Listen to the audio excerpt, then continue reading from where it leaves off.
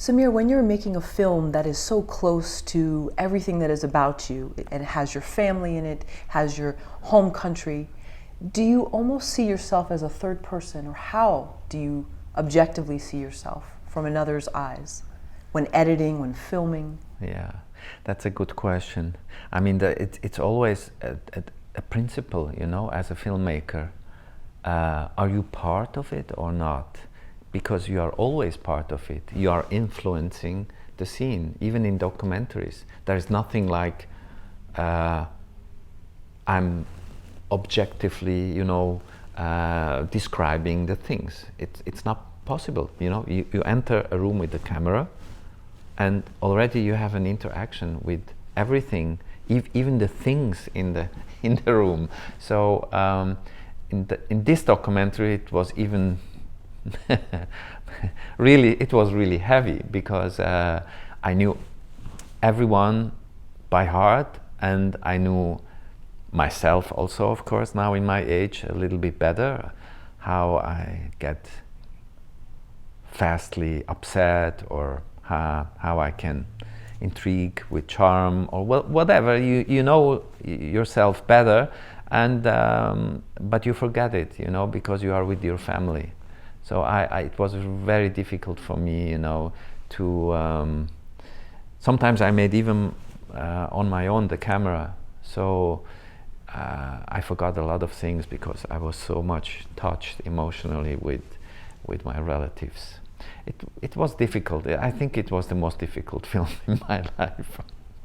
Well, speaking of which, and I know you've made many films, but was it difficult for your friends and family to see you as a filmmaker when you'd instruct them for the interview? Because they knew you in another realm as Samir the person, but now you're Samir the director. And so was it hard at some times? Did you have to maybe say, I need you to stay in one place? Or Now, if you have seen the film, you have maybe noticed that the reaction of the people are different in front of the camera, and also how they use the language is different. You know, like if you would understand Arabic, you see my uncle in London, which starts, you know, with the suit and the tie and everything. At the end, he has everything lost. And even in his language, he started with Fusha, means the classical Arabic, you know. And as he got emotional, he forgot it, and he started to talk in the Iraqi dialect. The other one, my cousin Jamal in Moscow, which is perfect in English, perfect in French, perfect in Russian, perfect in Arabic, I mean any language, he was so much aware that I came with the camera. So he was the only one which surprised me when I asked him, so which language should we talk? You know, that was the only rhetorical introduction to the scene. Straight away he said, I want to talk English because I want to be understood by everyone. And everyone in his mind is everyone, the whole world. So he started to tell me his story in English. And my aunt in Auckland, she is more the emotional type. Even if she's a doctor, and she has always, you know, when she talks how her husband died, she's in a very, very distant description of this happening, and she later on cried, not in front of the camera, but her story she told me really with a very warm and very emotional way, you know. She was laughing, she forgot the camera totally. And the other one was my half sister in Buffalo, you know. You have seen her, everything is perfect, right. and Beautiful girl. Yeah. Yes, and she tries to control everything, because I believe that she was the only one which really grew up in a total chaos. You know, first her mother died, then her father, my father died. Then she grew up in a huge family as an adopted girl with my uncle.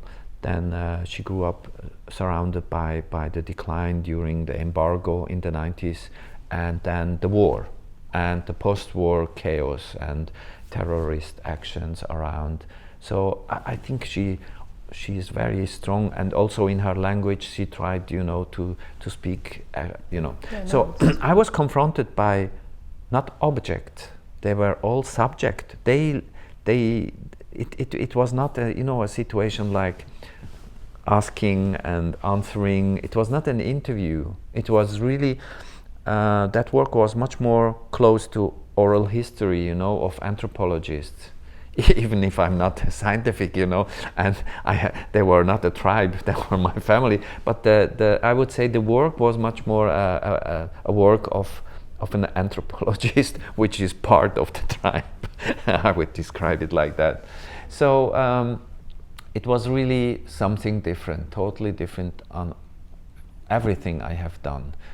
Even the last film about the Iraqi Jews was very emotional, and because the men I found were the same generation like my father, my uncles, my aunts, and I had a very, and immediately a very strong tie to them.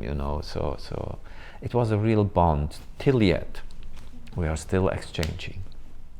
Samir, do you make movies because you love the process or because you have to? You're asking really interesting questions.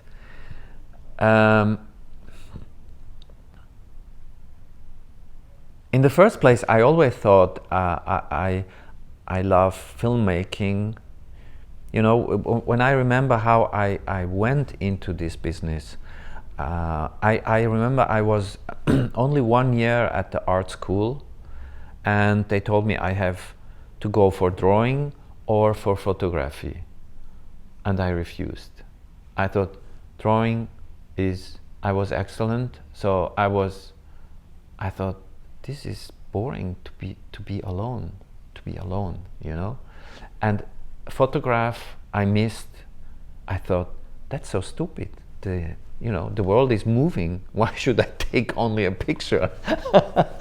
So I decided to go and make an apprenticeship as a typograph, because I loved typography in general and writings, and you see that in my films.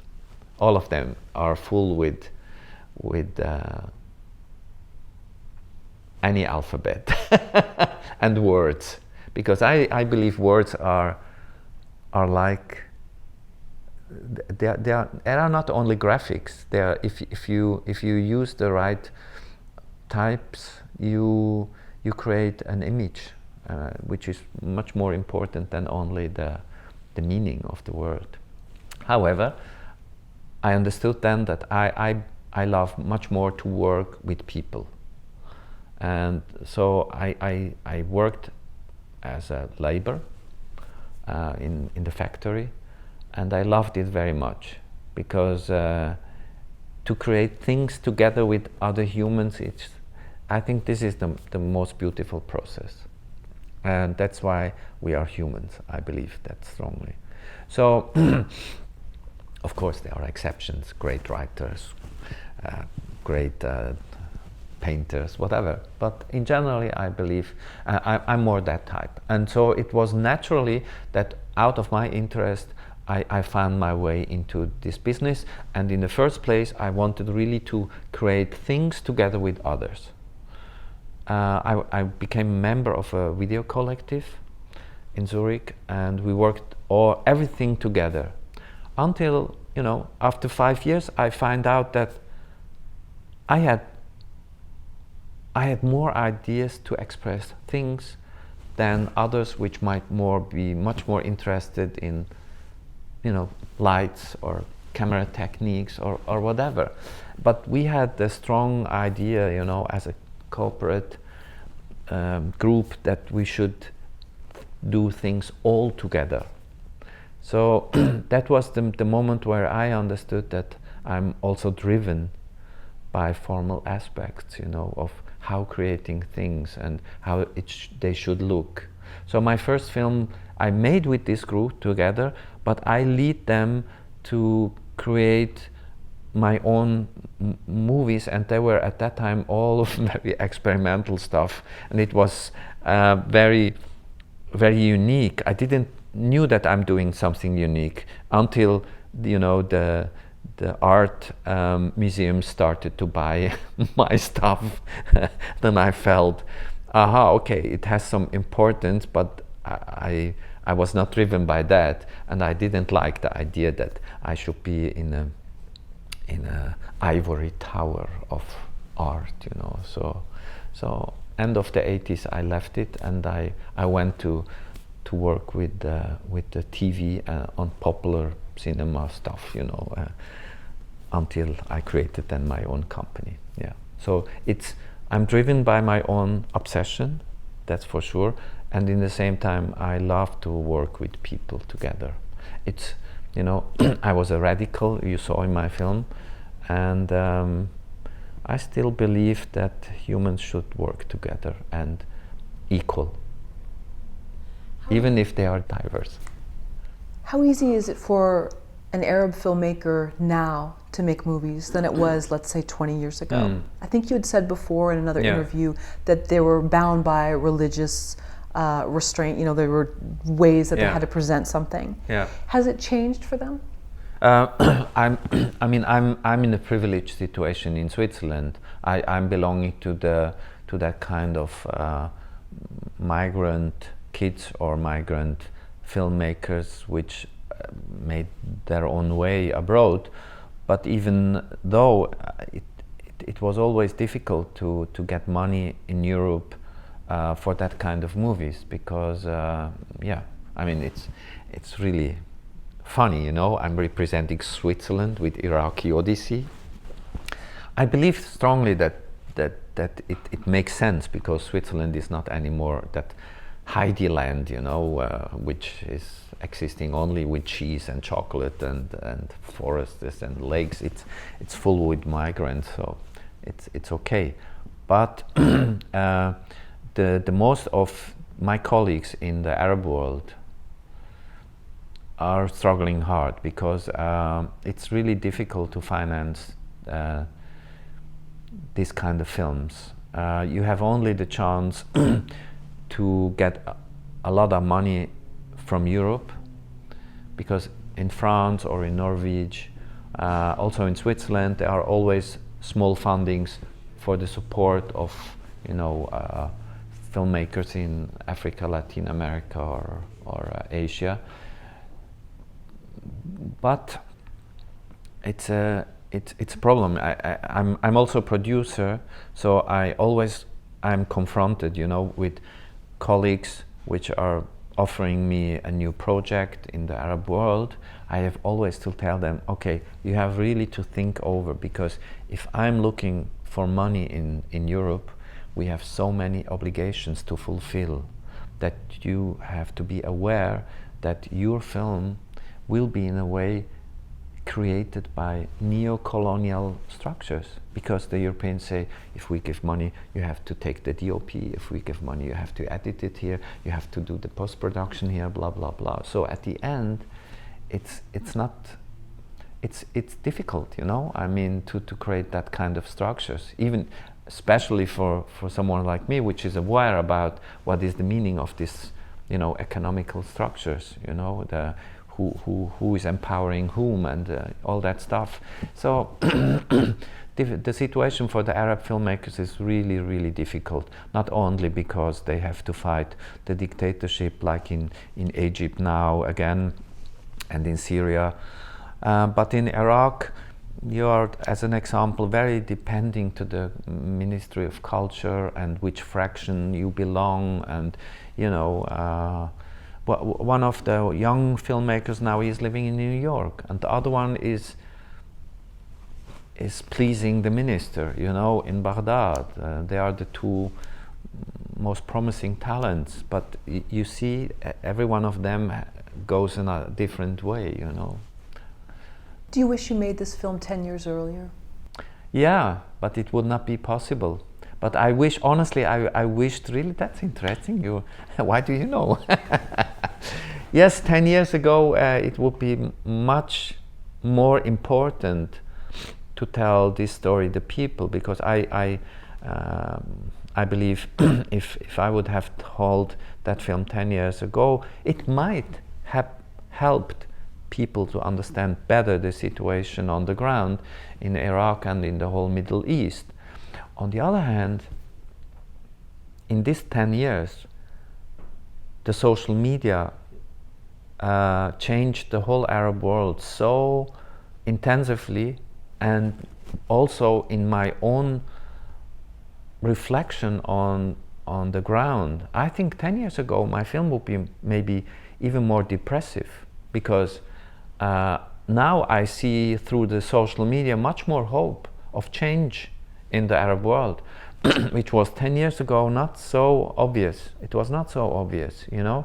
But the Arab Spring in 2011 showed how a new revolution will be created. And at the same moment we are talking now, in Lebanon and Iraq, there are organizing the young people, young artists, politicians, NGO members, through the social media, the biggest demonstration ever in Iraq and in Lebanon against the governments, against corruption, and calling for a secular government.